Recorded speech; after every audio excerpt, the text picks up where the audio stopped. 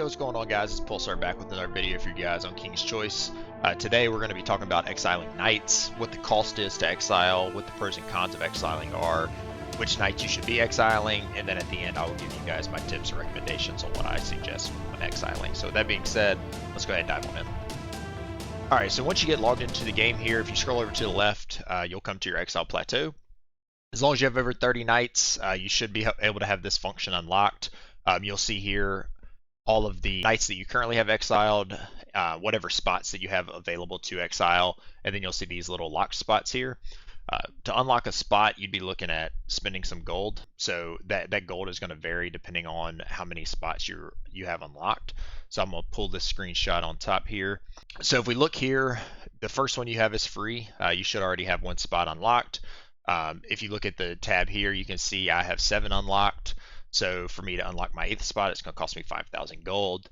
Once I got to my 13th spot, it would cost me 10,000 gold, up until as many as you want to do, as long as you keep 30 knights on hand at all times.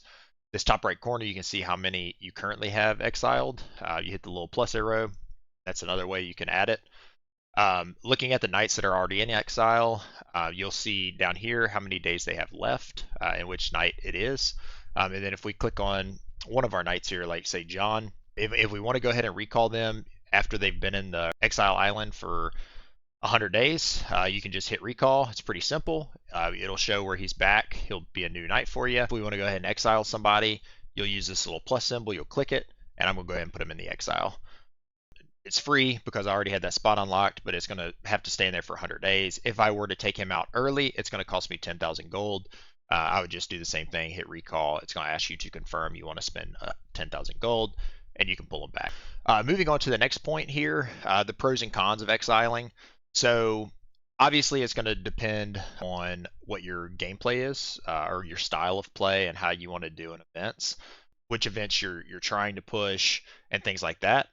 So the pros of keeping knights would be mostly for any of the following events. So you've got Battle Royale, you've got chess, you've got hunting trips daily, you've got the Alliance Dragons daily, you've got Pirates daily, Road Construction daily, you've got War of Lions Collection Day, where you dispatch knights that day 1 to get resources. You've got the Nibby event, where you're using all of your knights to do damage during that. And then you've also got Twilight Castle, which again you use all your knights for. So the more knights you have available, the more damage that you'll do in all those events, and it'll help you skip through, faster and more efficient as far as like using which knights are best to finish those events. The cons would be that anytime that you do those things, like your random XP scrolls or your random talent potions, anytime that you use one of those, it's going to go to a multitude of knights, up to, like right now I have 49. So all 49 of these knights have a chance of getting those XPs, which that's a downside to it. You can get XP on a knight that you're not really trying to grow. And then the other thing would be the chances are higher that you get farmed during a arena event. So when I say that you get farmed during an arena event, basically all that I'm saying is a bigger player such as myself, when I'm trying to push an event like arena and I am looking for people to hit, I'm going to look for people who have high knight counts, that maybe isn't as high state powers, so that I can do a lot of damage to them, not waste as many battle orders. So obviously I'm not going to do that to somebody who has 30 knights, but if I'm looking for somebody to do that to, I'm going to do it to somebody that has 50 knights. So that's the cons to it. And then the opposite would be exiling knights, pros and cons. The pros are going to be that you have a lower chance of being farmed. It's not saying that it can't still happen, but it's a lesser likelihood that it does happen. And then also you can focus on your knights a little bit more thoroughly. So like if you only want, you'll have a 1 in 30 shot versus a 1 in 50 shot of landing XP on a knight that you're currently building, which will go a long way in making certain knights stronger. The cons is basically that any event other than arena, individual arena specifically, you're not really gaining anything from those events. So like the hunting trips, things like that, you're not getting the warrior point by using all of your knights. You're not getting, there's the warrior points. You wouldn't be getting as many alliance coins because you're not being as efficient on your road construction or your dragon bounty. So things like that, are the downsides and the cons. So the next thing that I want to talk about real quick before I give my feedback on what I personally suggest is the knights that you should pick to exile if you choose to do so.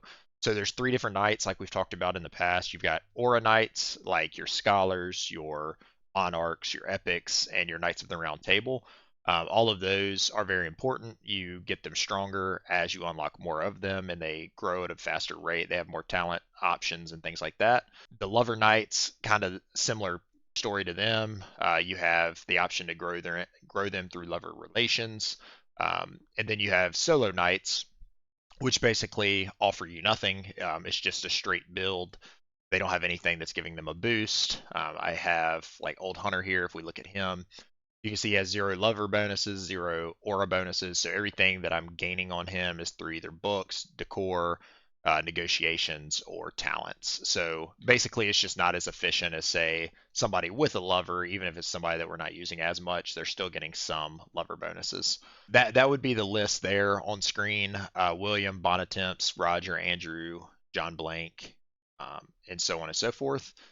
I personally would save the strength attribute knights for last if I'm going to exile them.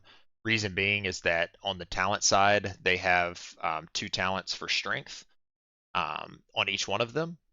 And that's more beneficial to me than, say, one of these knights with only 1. The opportunity to grow their talents is a big plus. All right, so let me move these down here. All right, so now to get on to my side of things and what I view it as. So as you can see here, I have exiled 7. I have 49 unlocked. Typically, if you're exiling, you want to stay less than 40. If you're not exiling, then obviously it doesn't matter how many you have. I still think there's value in exiling to the point where it costs maybe 3 to 4,000 gold, because I don't see that as crazy. But when you start getting into the 5, 6, 7, 8, 9, 10,000 range, that's a lot of gold to commit just to get rid of a knight so that you don't lose out on one event. In my opinion, so that's why I've chosen to maybe not go as hard on exiling. I think there's benefit in growing several knights, all 50 of them I'm happy to have. I don't look to get farmed. If I do lose an arena event because I do have 50 knights, then it's kind of like, so be it. There's benefits to both. There's pros and cons to both, like we just went over.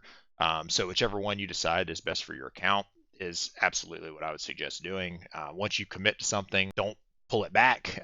If you've already unlocked 20 exiled spots, you want to utilize the exile spots because you've already committed that gold to it and you don't get that back. So I would continue to utilize those exiled knights, and in the future, if you make a new account, then you could change your gameplay. And I would say the same thing flip side. If you already built all these knights up and you've wasted a lot of books in them already and you've wasted some talent in them, growing them up, then I don't see the value in going ahead and shipping them off to the Exile Plateau. I just think that hang on to them and utilize them in the events to the best of your ability. So that's where I'm at with it. I hope this helps. If you have any questions, please reach out. Discord, Twitter. I'm always happy to answer any questions. If you have anything you want to leave in the comments below for what you'd want to see in the future, or maybe me to go into more detail, I'm happy to do that as well. Make sure you check out the Discord. It's under here on the YouTube link. You can join my Discord and ask any questions there too. All right, with that being said, that's all I've got. I appreciate you guys. Peace.